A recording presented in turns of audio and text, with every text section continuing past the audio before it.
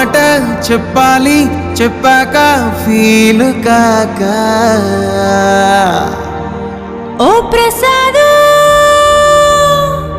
మో మాట లేకుండా చెప్పేసి ఏమీ కాదు. ఓ శశిరేఖ నీ చుట్టూ బిలియన్స్ నావన్నీ ఈఎంఐస్